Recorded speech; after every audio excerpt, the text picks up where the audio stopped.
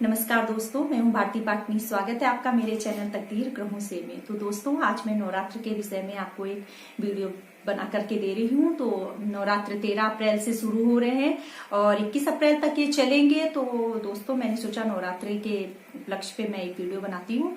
तो मैं आपको दोस्तों बताऊं तो साल में कम से कम 4 बार नवरात्रियां आती हैं। तो दो जो नवरात्रियां होती हैं वो आषाढ़ मास की होती हैं और माघ मास की होती हैं। तो वो क्या होती हैं? गुप्त नवरात्रियां होती हैं।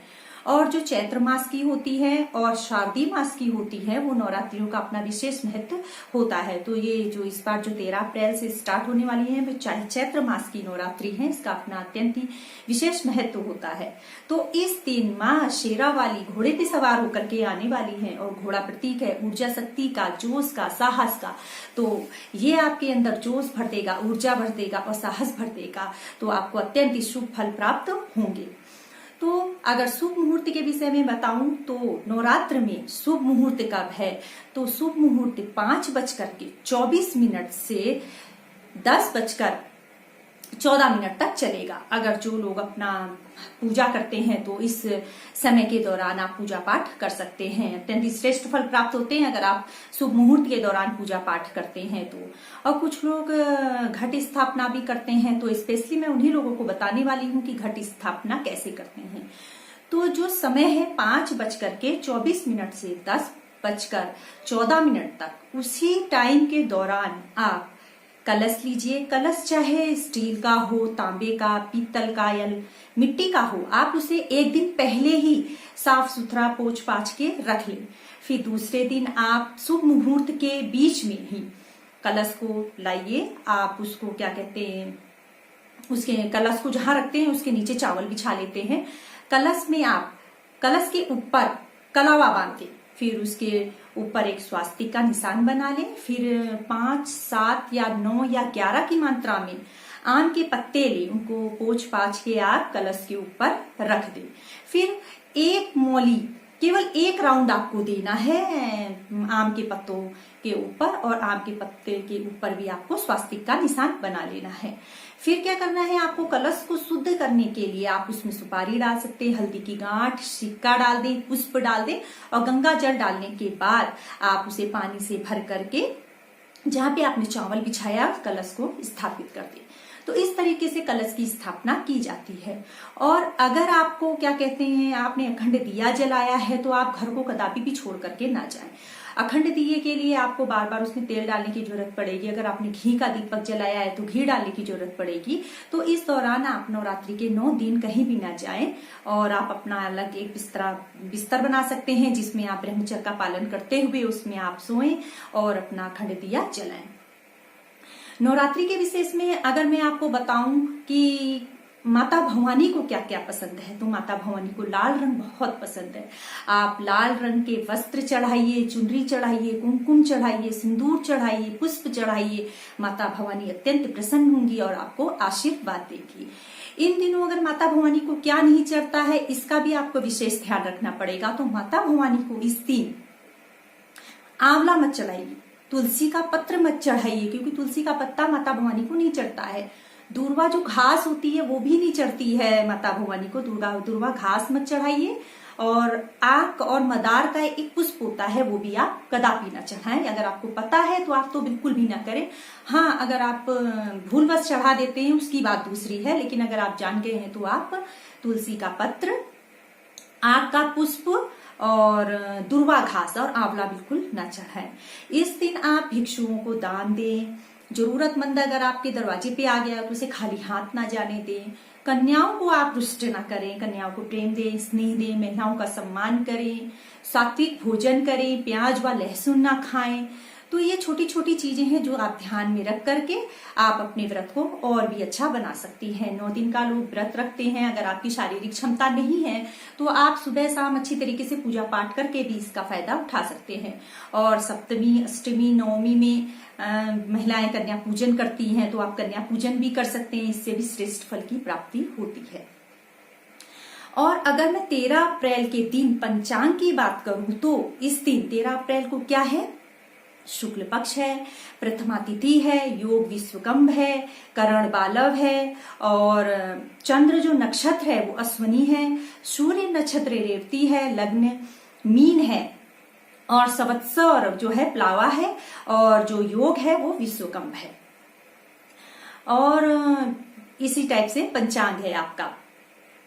और अगर मैं नवरात्रि में बताऊं तो किन राशि वालों को बहुत फायदा मिलने वाला है, तो 7 राशियां हैं जो अत्यंत लाभान्वित होने वाली हैं। और 7 राशियां कौन कौन सी हैं? मेष, मिथुन, सिंह और वृश्चिक, धनु, कुंभ और मीन।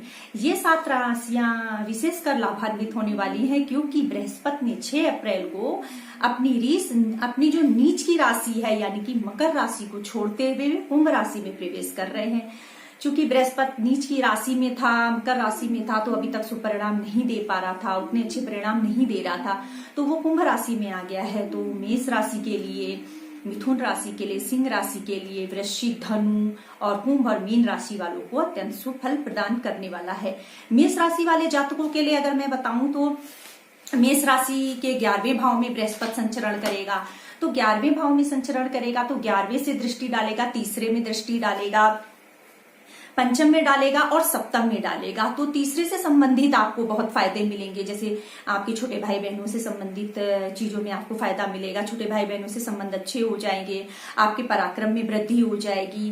पंचम भाव में दृष्टि डालेगा तो आपके क्या कहते हैं, विद्या, बुद्धि और आपका अगर रिजल्ट आने वाला है तो उसमें आपको अच्छे फल देखने को मिलेंगे।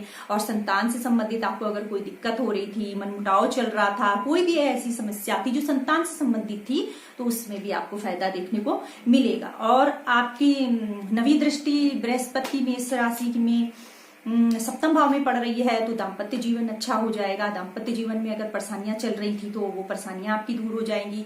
साझेदारी में अगर आप कोई व्यापार कर रहे थे तो उसमें भी आपको फायदा देखने को मिलेगा। और मिथुन राशि में अगर देखा जाए तो मिथुन राशि में तीसरे भाव में दृष्टि डाल रहा है और पंचम भाव में दृष्टि डालेगा और लग्न में दृष्टि डालेगा। तो लग्न में दृष्टि डालेगा तो लग्न में आपके व्यक्तित्व को निखार देगा, आपको स्वास्थ्य से संबंधित कोई समस्या चल रही थी तो वो दूर हो जाएगी। और तीसरे भाव में दृष्टि डालेगा तो पराक्रम में वृद्धि करेगा, छोटे भाई बहनों से संबंध अच्छे हो जाएंगे। और पंचम भाव में दृष्टि डालेगा तो संतान से संबंधित, अगर संतान से कोई मतभेद, मनमुटाव, कुछ भी ऐसी समस्या चल रही थी तो उसमें भी आपको अच्छे फल देखने को मिलेंगे। सिंह राशि में बृहस्पति दृष्टि डालेगा आपके एकादश भाव में, सप्तम भाव में बैठ के एकादश भाव में, लग्न में और तृतीय भाव में दृष्टि डालेगा। तो एकादश भाव में दृष्टि डालने के ये फायदे होंगे कि आय के नए स्रोत आपको देखने को मिलेंगे, आपकी इनकम बढ़ जाएगी। और लग्न में दृष्टि डालेगा तो आपके व्यक्तित्व में निखार आएगा, आपको स्वास्थ्य अच्छा हो जाएगा, व्यक्तित्व से संबंधित शुभ फल देखने को मिलेंगे। और तृतीय भाव में दृष्टि डालेगा तो संतान से संबंधित फायदे, पराक्रम में वृद्धि, ऊर्जा शक्ति में वृद्धि, तो ऐसे फल देखने को सिंह राशि वाले जातकों को मिलेगा। और वृश्चिक राशि वाले जातकों के लिए क्या होगा कि चतुर्थ भाव में बैठ करके अष्टम भाव को देखेगा, दसम भाव को देखेगा और एकादश भाव को देखेगा। तो वृश्चिक राशि वालों को जो स्वास्थ्य से संबंधित अगर जो समस्याएं चल रही थी तो उसमें फायदा देखने को मिलेगा। और क्या कहते हैं, जो गुप्त विद्याएं होती हैं, ज्योतिष शास्त्र में, तंत्र मंत्र में रुचि बढ़ेगी। दसम भाव में दृष्टि पड़ेगी तो कार्य क्षेत्र का विस्तार हो जाएगा, आप नया कोई काम करना चाहते हैं तो आप नया काम कर पाएंगे। और अगर द्वादश भाव में दृष्टि पड़ेगी तो यहाँ आपके थोड़े खर्चे बढ़ जाएंगे। और अगर धनु राशि वालों का देखें तो धनु राशि का एकादश भाव में बैठ करके सप्तम को देखेगा, नवम को और एकादश भाव को देखेगा। तो धनु राशि वालों के लिए क्या होगा कि व्यवसाय में जो उतार चढ़ाव अभी तक देखने को आपको मिल रहे थे उसमें आपको सुफल देखने को मिलेंगे। आपने अगर साझेदारी में कोई व्यापार कर रखा है तो उसमें फायदा देखने को मिलेगा। दाम्पत्य जीवन में संबंध मधुर हो जाएंगे। भाग्य भाव में वृद्धि पड़ेगी तो आपके भाग्य में वृद्धि होगी, पिता से संबंध अच्छे हो जाएंगे, वरिष्ठ जनों से आपके संबंध अच्छे हो जाएंगे। एकादश भाव में दृष्टि डालेगा तो आय के नए नए स्रोत आपको देखने को मिलेंगे। अभी तक जो भी आपने प्रयास किया था तो उस समय आ गया है आपको उसका लाभ उठाने का, तो लाभ उठाइए और खुश रहिए। कुंभ राशि वाले जातकों के लिए कैसा प्रभाव होने वाला है, तो कुंभ राशि के तो लग्न में ही बृहस्पति बैठा है तो इसे दिशा शूल का भी लाभ प्राप्त होगा। बृहस्पति लग्न में अत्यंत बली हो जाता है, इसलिए बृहस्पति पंचम भाव में, सप्तम भाव में और नवम भाव में दृष्टि डालेगा। तो पंचम भाव में दृष्टि डालेगा तो क्या फल प्राप्त होंगे? तो संतान से संबंधित क्षेत्र में, विद्या बुद्धि के क्षेत्र में, शिक्षा के क्षेत्र में आपको अच्छे फल देखने को मिलेंगे। और सप्तम भाव में दृष्टि डालेगा तो दाम्पत्य जीवन से संबंधित क्षेत्र में आपको फायदा होगा। और भाग्य भाव में दृष्टि डालेगा तो आपको भाग्य के द्वारा नए नए अवसर प्राप्त होते दिखाई देंगे और आपको इसके शुभ फल प्राप्त होंगे। मीन राशि वाले जातकों के बृहस्पति चौथे भाव में दृष्टि डालेगा, छठे और अष्टम भाव में दृष्टि डालेगा। बृहस्पति द्वादश भाव में बैठा है चूंकि मीन राशि वालों के लिए, तो आपके खर्चे बढ़ जाएंगे, लेकिन ये खर्चे धार्मिक कार्यों में, शुभ कार्यों में, मकान, वाहन, जमीन खरीदने में आप कर सकते हैं। आपका स्वास्थ्य से संबंधित कोई दिक्कत चल रही थी तो उसमें भी आपको कमी देखने को मिलेगी। छठे भाव में अगर आपकी दृष्टि पड़ रही है तो अगर आप पेट से संबंधित बीमारियों से ग्रसित थे तो उसमें आपको मतलब आपकी बीमारी ठीक हो जाएगी। आप उऋण हो जाएंगे, अगर ऋण में फंसे हुए थे तो आप उऋण हो जाएंगे, आप अपना ऋण चुकता कर पाएंगे, आप अपने शत्रुओं से जीत पाएंगे और आपकी जो रोग और बीमारी है उसमें आपको फायदा देखने को मिलेगा। तो ये जो फल थे, जो 7 राशियां हैं, उनको अत्यंत सुफल प्राप्त होने वाले हैं, तो आप अपना फायदा उठाइए। कुछ जो 5 राशियां हैं जैसे कि वृष राशि हो गई, कर्क हो गई, कन्या हो गई, तुला हो गई और मकर राशि हो गई, ये 5 राशियां हैं तो इनको इतने सुफल देखने को नहीं मिलेंगे। लेकिन आप घबराइए मत, क्योंकि कुछ राशियां होती हैं कि कभी किसी को सुफल मिलता है, कभी किन्हीं राशि वालों को सुफल मिलता है। तो आप अपना परिश्रम करते रहिए, आप अपना परिश्रम करिए। इस समय का किया गया परिश्रम आपके आगे आने वाले समय में आपको फायदा देगा, इसलिए घबराइए मत, खुश रहिए। और इस नवरात्रि का जो पावन पर्व है इसको धूमधाम से मनाइए, खुशी से मनाइए। माता भवानी आपके द्वार पे आएंगी और आपके लिए ढेरों शुभ फल लेकर के आऊंगी।